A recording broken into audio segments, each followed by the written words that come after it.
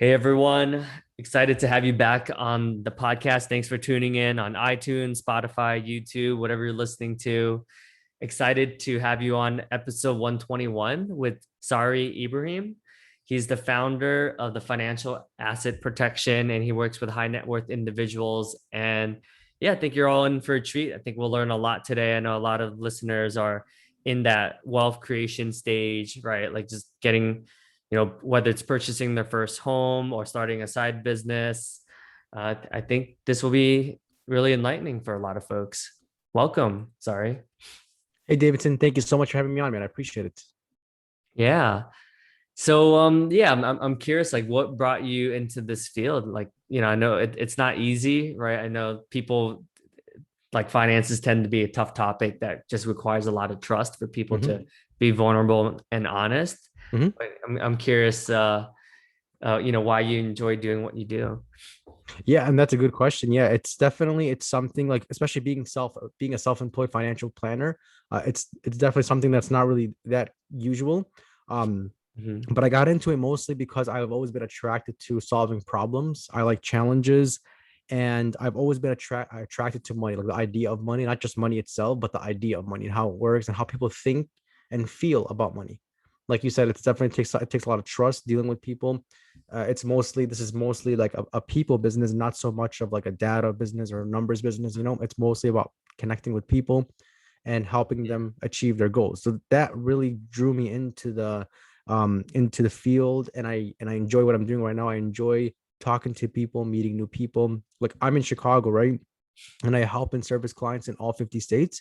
So that's pretty cool to do that too. And obviously overdone almost 99% of the time it's done over Zoom or over the phone.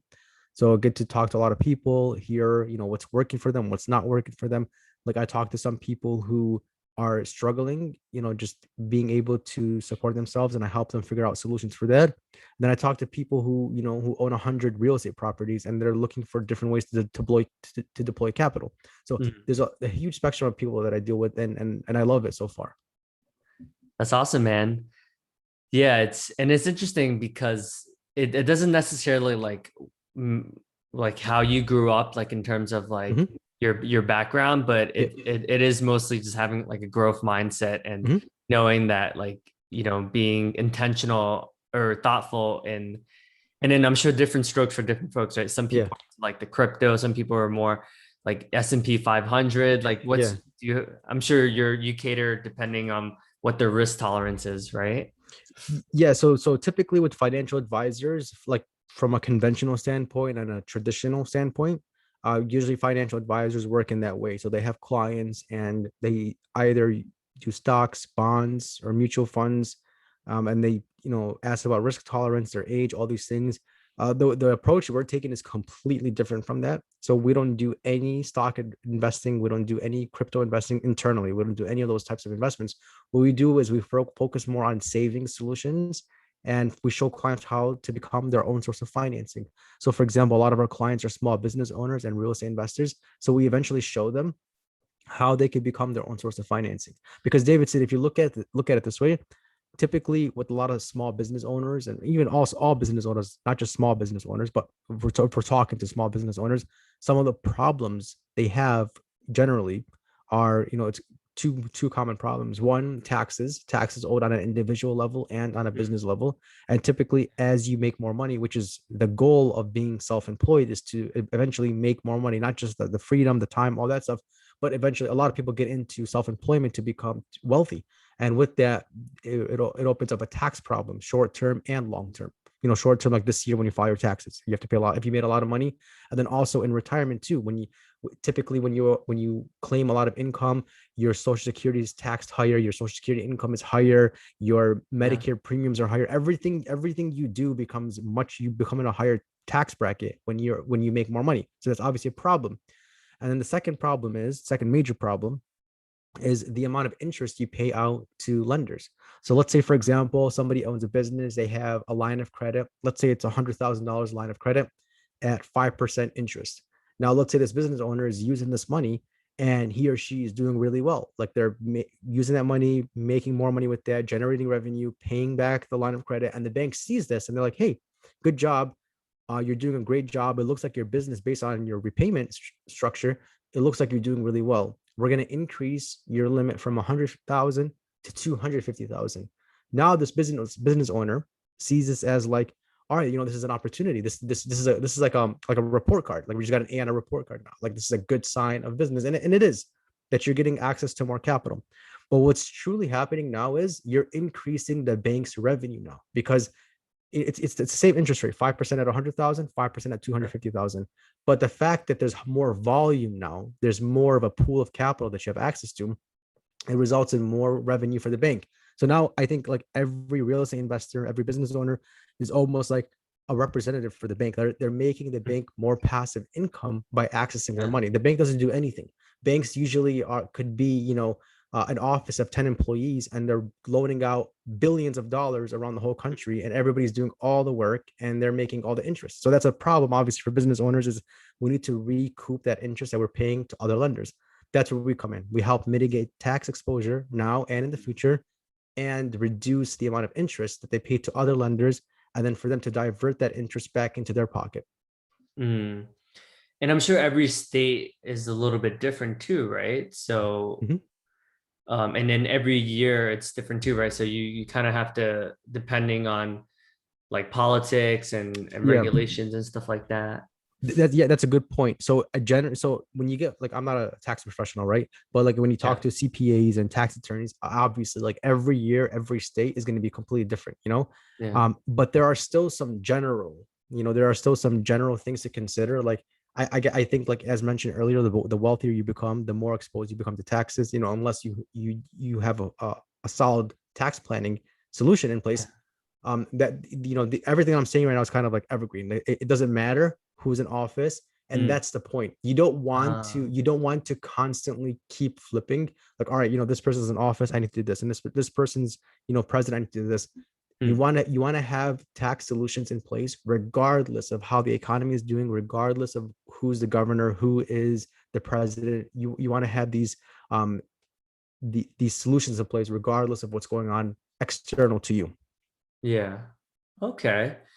No, that's awesome. So, it sounds like, do you work with like estate planning Mhm.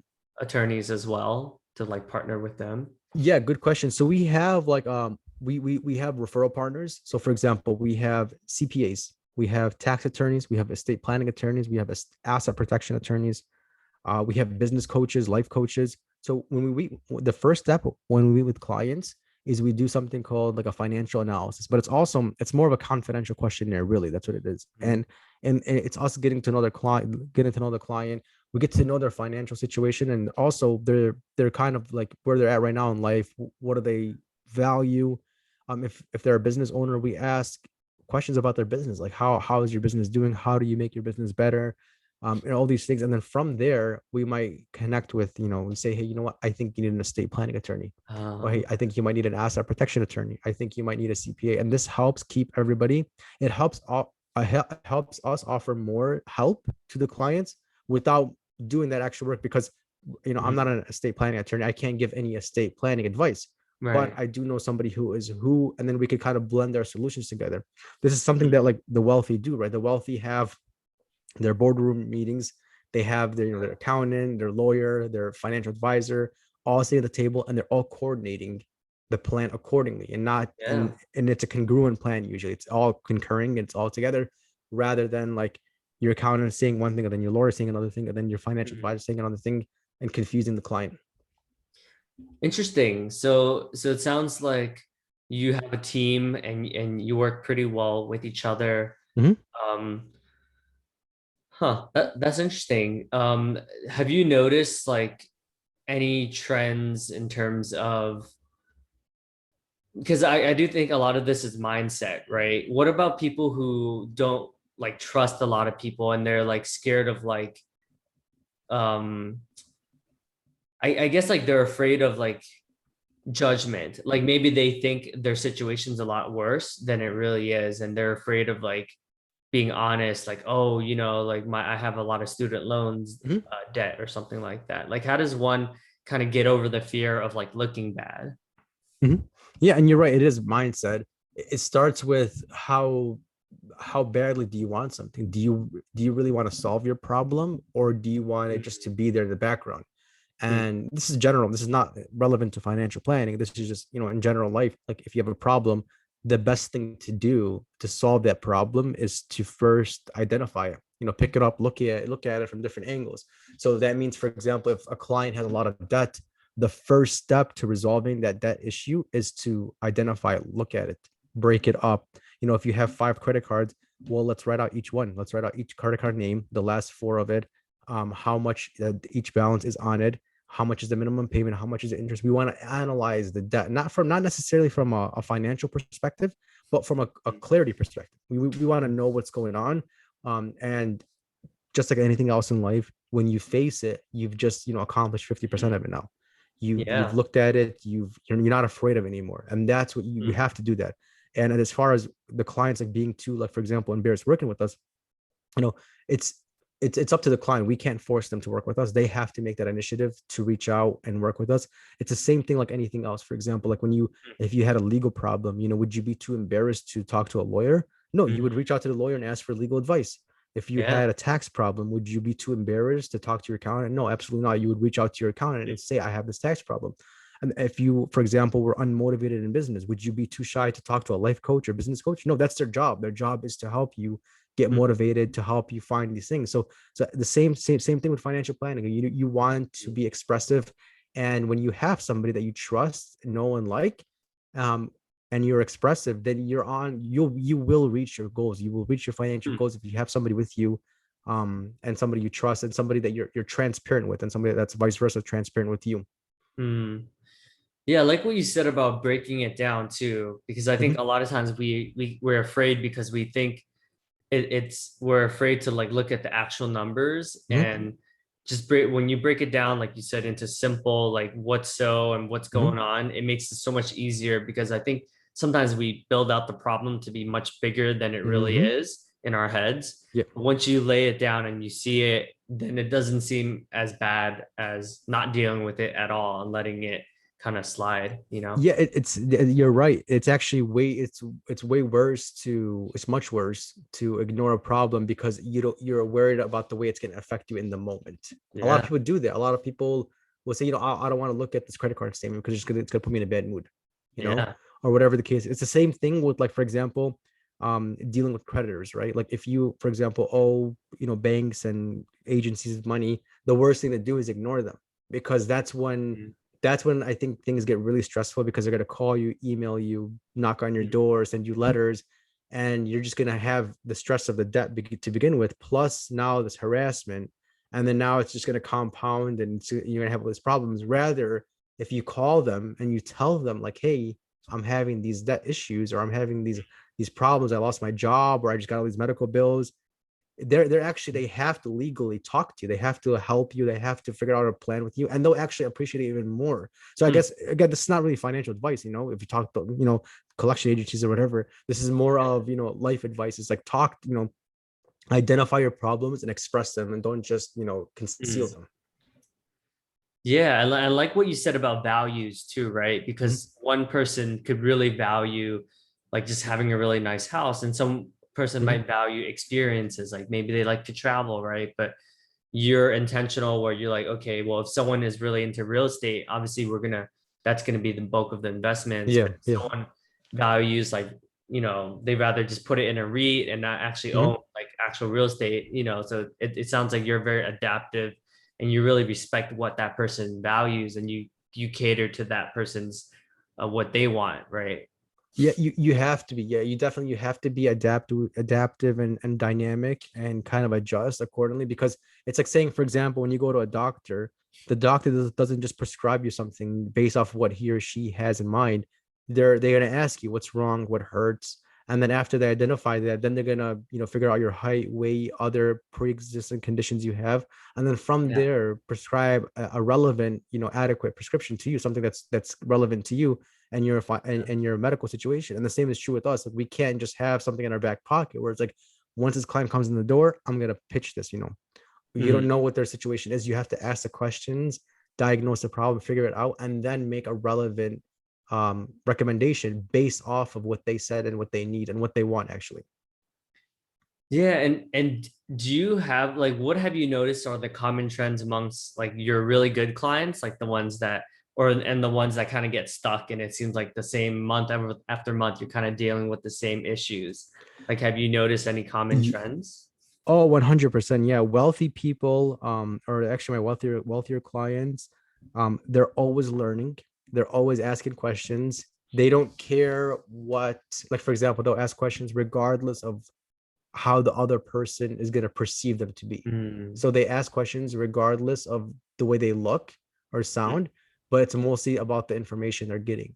That's something that uh the wealthier clients do. They are constantly learning and asking questions. Huh. Whereas other clients I work with might, assume that, like, for example, the financial analysis meeting we do is it's a free meeting. Some people might assume that they have to um like pay for that. Just a random assumption. They don't know that. So that Mm. it's always good to ask questions. Always good to ask questions. Always wait until you figure out the information before you act upon it. Always. Uh, It's like negotiation. It's like while somebody's talking, you don't know what they're gonna say. So ask the open-ended question and let them finish, because they might say like, oh, hey, I'll do, this deal, and you say, all right, deal, I'll take it. And it's like they were going to say something that was going to favor you, but then you just hmm. cut them off short, and then now they're going to sell short because you let them sell short. So it's the same thing with everything else. Is you want people to finish, speak, fluently, and then wait, because you get more out of life that way when you listen more carefully, and Mm. and and you let people finish. And this might be an interesting question, but what if you get those clients who they watch the news so much and they're like, oh, sell, sell, Yeah, like they're not long-term thinking. They're kind of yeah. just like, oh my God, panic mode, like I want to sell everything. Like what are your thoughts on how to control, not control, but manage clients who are just always like freaking out about everything?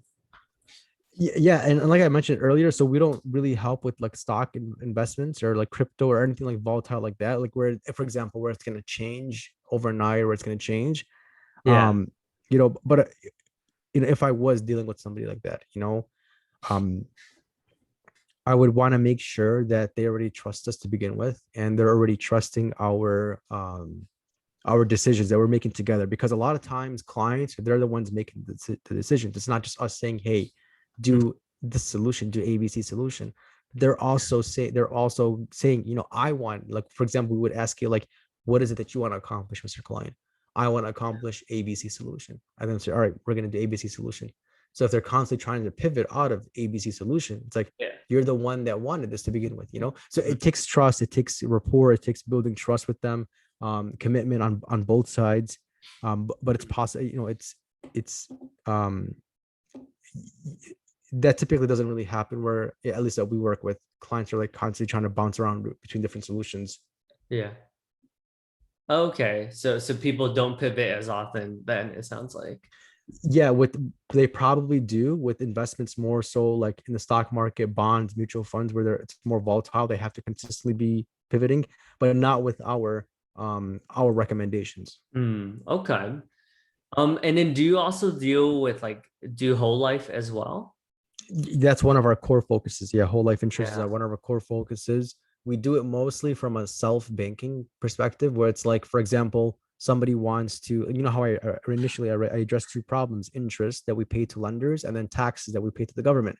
Well, one way to address both of those problems could be, depending on the client situation, it could be cash value whole life insurance, because whole life insurance has cash value that builds up. It earns compound interest. You have the Yeah. ability to borrow against it.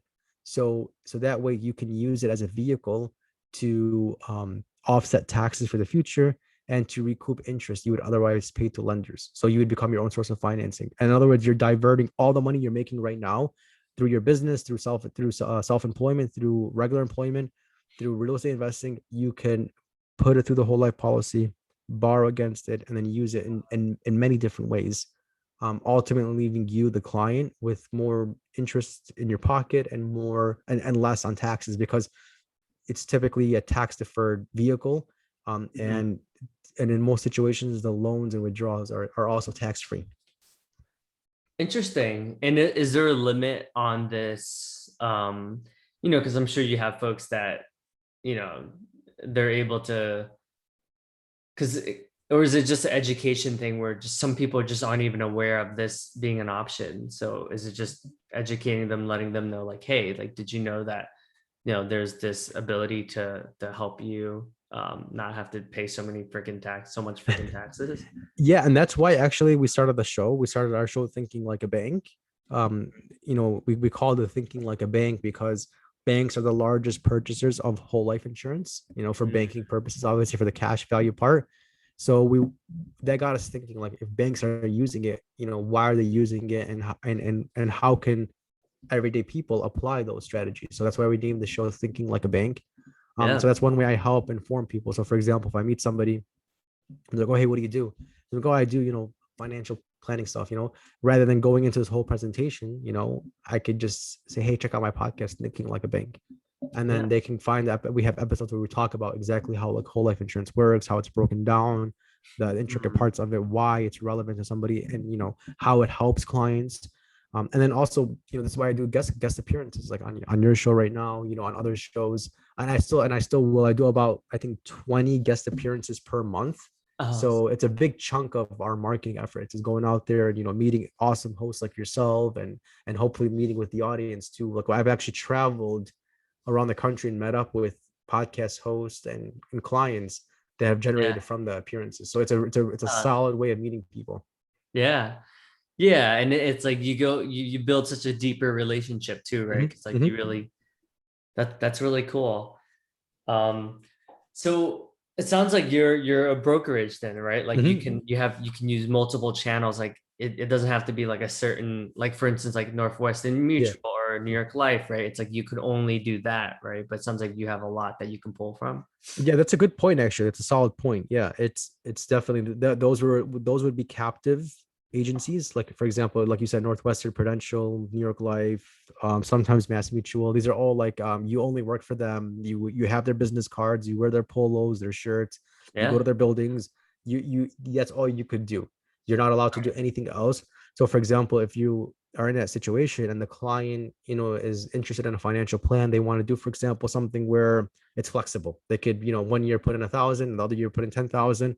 And Mhm. then one of those companies doesn't have that product for the client, then you can't help that client because the client truly wanted the flexibility. So now, as a Right. captive agent, you would have to figure out a way to convince that client otherwise. That's Right. an issue with being a captive agent. That's a thinking process. I was a captive agent at Allstate. That's how it was. You had to figure out ways to position your brand or your brand in your company over.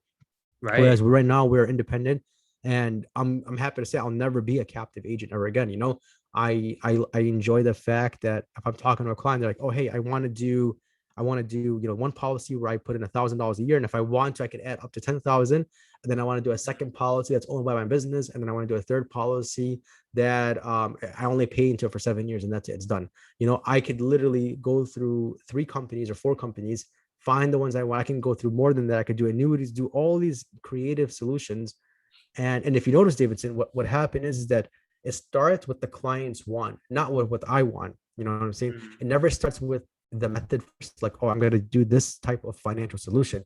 It starts with the Yeah. client saying, I want XYZ, I want, this. And it's not necessarily the client saying, I want this product. It's the client saying, I want this function or I want this duty. I want to be able to do XYZ without naming a specific product. They're not going to a menu, Hmm. at a fast food place and saying, I want number one, I want number two. They're Right. saying they're describing what they want, and the advisor has to listen carefully and then identify what they truly want and then make that recommendation based off of what they want.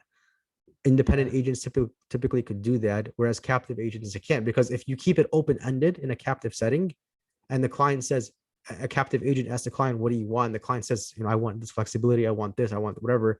And now that captive agent might have just shot themselves in the foot because they can't do those things. Sometimes they can't do those things. Yeah. No, that's a good point. I think, like you said, everyone has such different needs, different Mm-hmm. values, different Mm-hmm. requirements. Then, it's hard to be, I mean, you essentially have to be biased, right? Because you can't pull from so many different companies. You have to, you're limited to a menu of options, Mm-hmm.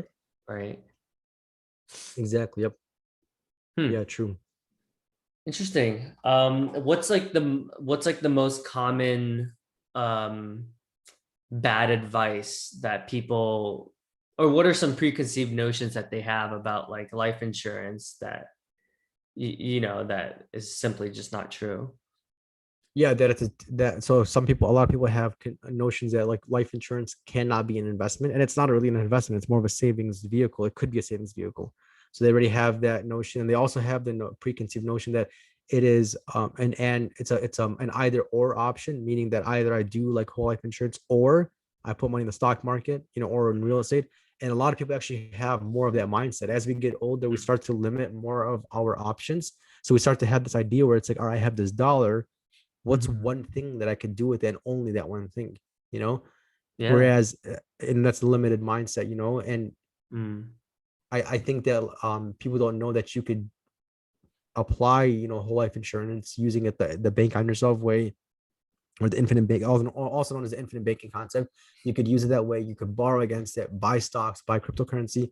Like I did a podcast this morning with a guy on my show who he does the same thing as me. He's an infinite banking professional. He helps people with whole life insurance. And what he did was he funded a whole life policy and then borrowed $19,000 from it when Bitcoin last year was 19,000. He bought Mm. up Bitcoin with it. And then he paid back the policy loan, the whole life policy loan, and then now he has both. He Mm. has a cash value in the whole life policy growing, and he owned the Bitcoin. So he was just thinking Ah. like a bank. He did multiple Huh. things with that money over and over again. So a lot of people don't know that you could even do that with whole life. They think that Yeah. once you apply a dollar to it, that's it. You cannot do anything else with that dollar that you've applied. Huh. It kind of sounds like my friend who he does something with his home equity where Yeah. he uses it and then reinvests it in other stuff. Yeah, yeah, Yeah. exactly. Yeah, it's all about leverage. It's all about continuously moving different things, liquidity.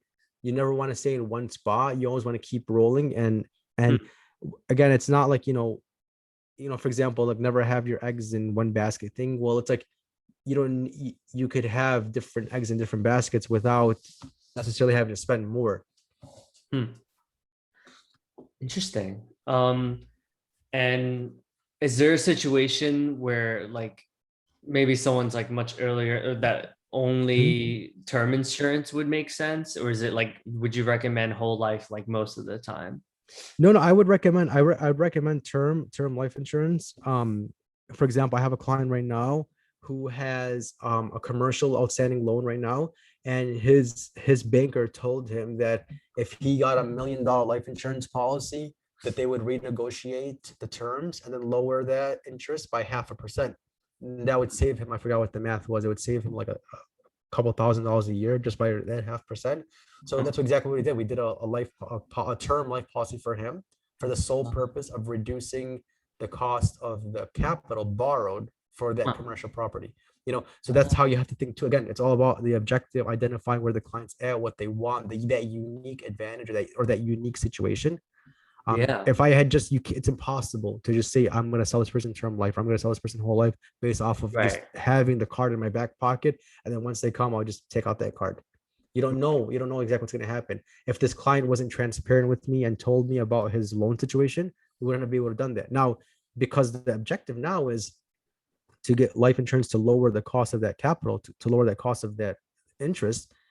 Whole life insurance wouldn't make sense in this specific situation. Would not make sense. Right. Term would be more relevant to him. Huh. This is a totally like irrelevant, different Yeah, question, but yeah, it sounds like you're Arabic, right? yeah, yeah. I am. Yeah, yeah, What yeah. what can like Americans take from Arabic culture that you feel like in America we could definitely learn from? Oh, I mean, it's um, I mean, it's a different culture. So I was born and raised in the United States, right? Uh-huh.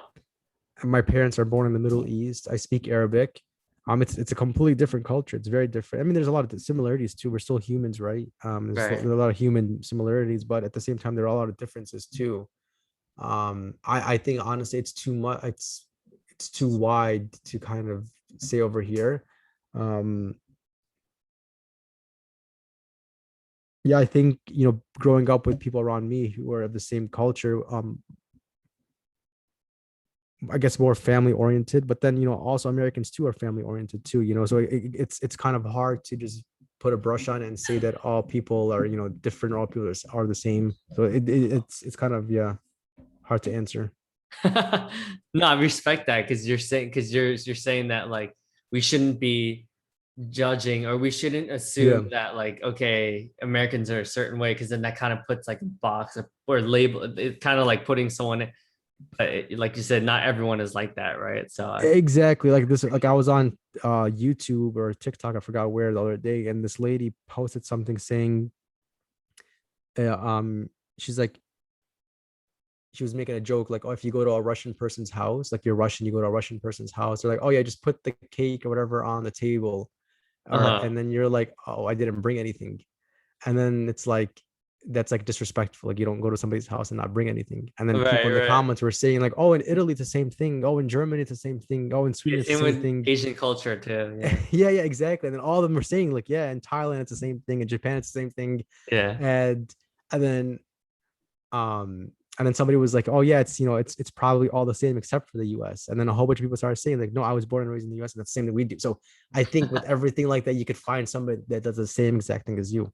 It just yeah seems foreign, I guess.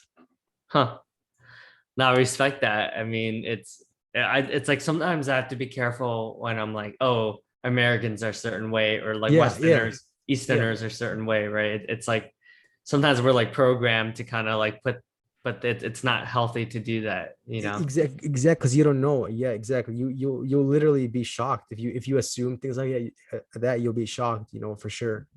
Like for yeah example, I just said, more, Americans could be more family oriented. Well, who said they're not? You know what I'm saying? Like somebody Hmm. might be saying, I'm American. I was born and raised. My whole family was, and we're all really close. So again, it's an assumption to think that way. Yeah, well, that is an interesting topic, right? Because I do think, coming from like an Asian Yeah. background, we do like a lot of Asians, for instance, like their grandparents or their parents will live with them. Yeah. Yeah. Sometimes I feel like that's not the smartest thing to do, right? Because sometimes it almost like holds them back from potentially doing things that they would want to do, right? Mm-hmm. So sometimes I see that as like not the healthiest in terms of like just family. Hmm. I've seen so many Asian families where like they just stay home all day and they just take care of the grandparents and Yeah. they're not as happy because they're like miserable because they're like oh like I can't go anywhere like it's Yeah. kind of like having a kid again like having a newborn sometimes. Yeah, that's a good point. Yeah, definitely. You don't want to just assume that like people do things like, for example, yeah, that's a good point. A lot of, I've heard that a lot and from a lot of different cultures where like older people stay at home, whereas American culture, there's different things, but at the same time, you never know what the situation is. Right. Yeah. No, I respect that.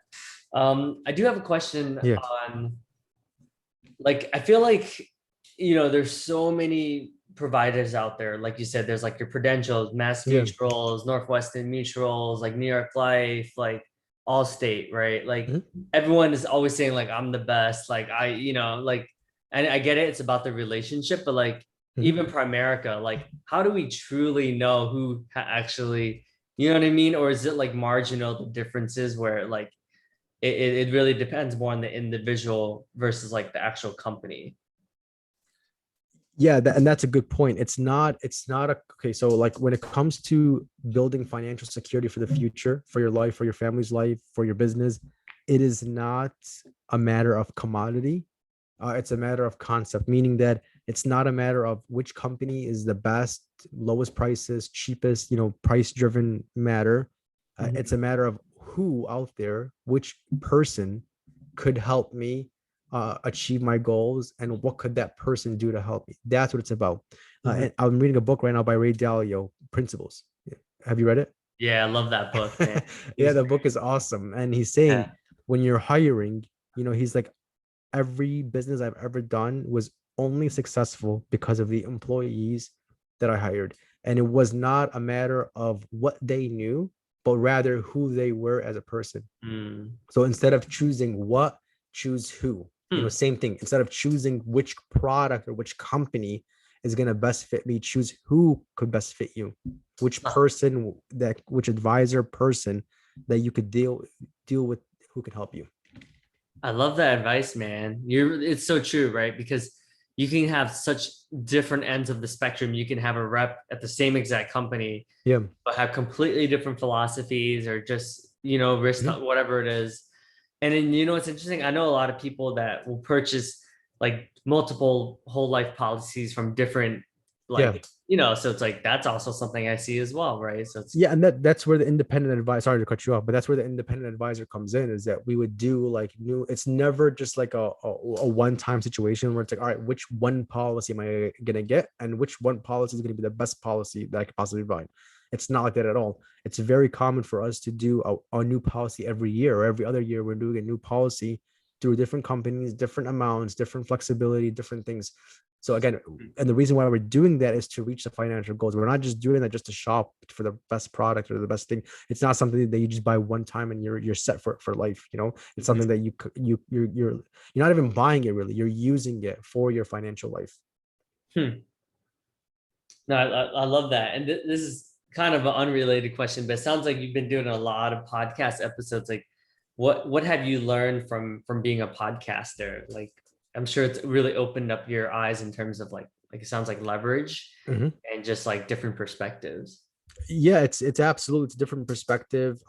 It's definitely I think improved my like public speaking skills. Research, I have to always do research, like whether I'm the host or the guest, I always have to do research. Yeah. Asking if I'm the host, asking questions, keeping the person talking, but as a guest, obviously, as you could tell, like, constantly explaining things, open-ended, kind of in a, yeah, it's definitely, I recommend it. So one of my goals that I want to do is probably maybe the next 2 years, I would say I want to start like a course that helps people, like that helps professionals, like for example somebody who's a lawyer or somebody who's an accountant or somebody who's a financial planner, and they're looking to work with more people. I want to be able to help them start their own podcast and show them how they can get on other people's shows. We Uh, have a system in place, like my assistant emailed you, like right. we have a system in place where we're doing 20 appearances a month. So Yeah. I've probably done about 150 so far. And then yeah, we're looking now to kind of put the process together, and probably the next year, or so sorry, the next couple of years, to sell it to other advisors and professionals. That's awesome, man. Yeah, I mean, clearly it's work. I think that's the future, right? There's so much power in podcasting and it's Mhm. so personalized and it's much deeper, right? Mhm. Like you hear like a radio ad or commercial and it's like, okay, like there wasn't a lot of value being added in that like Mhm. 30 seconds or even that Yeah, TV. yeah. You know what I mean? Even a Super Bowl commercial, you're not really gaining any, you're not growing, Yeah. right? But when you get deeper, like you really get to understand the person. And, so many people who's been on my podcast said like they were able to get clients from it, right? Mhm. Because people can really get a feel of who you are, your style. Like, do I like his communication style? Do I like his approach? Like, it's a much more personalized and a much more depth associated with it.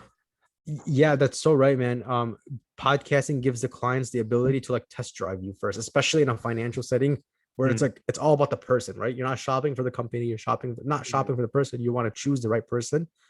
And a podcast is a great way to test drive, to demo the person, to test drive the person before you actually meet with them or do business with them. It's like, it's Yeah. way easier for me to tell somebody like in a couple of minutes, oh, hey, I have this podcast. It's on YouTube. It's on it's on Apple Podcasts. I'll just text you the links, or I'll just email you the links. Right. Yeah. And then for them to go and digest the information if they want to. And if they're ready to do business with me and they want to talk more, then they can come to me at any time. All the links are in every show notes. They're always, all the Calendly links I have, the calendar booking links are all there. LinkedIn, everything's there. The marketing is there. So they have the ability to reach out to me once they're ready.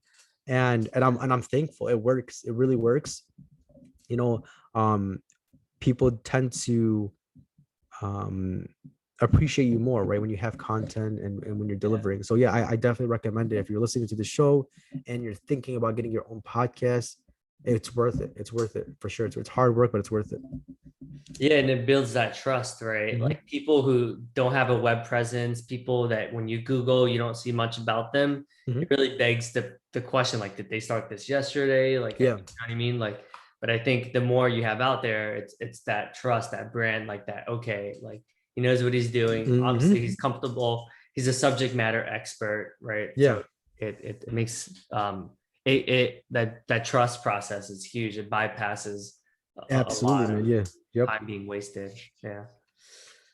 Cool. Well, yeah, really appreciate all your advice. This has been helpful. Just for me, I'm currently working with a Northwestern Mutual guy, and I have a Nice. financial advisor, and have a CPA, and then it's just cool because there's so many different philosophies, and you always learn something new. Where you like Mm-hmm. you think you know a lot, and then the more conversations you have, you're like, wow, I've never thought of that, or So I think it's just cool to for me, one of the takeaways is just like really just have that growth mindset, right? Like don't be so narrow-minded where like, oh, I know everything.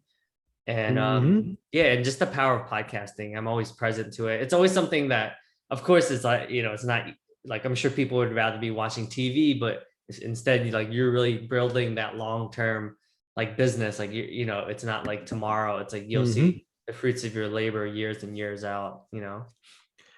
Yeah, absolutely, man. You're right. It's about the future. It's about, planting the seeds. It's long term for sure. Yeah.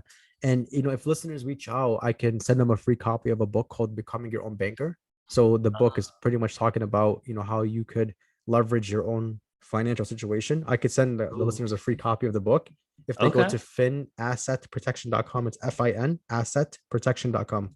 Yeah, so I have your website. I'll link it. I'll link to your podcast and um a lot like your LinkedIn profile and everything. Mm-hmm. And yeah, man, I really appreciate you and appreciate you just being of service. Like clearly, like you're customized. Like you clearly don't have a one size fits all approach, right? Mm-hmm. Which I think at the end of the day, like you're really adaptable Yeah.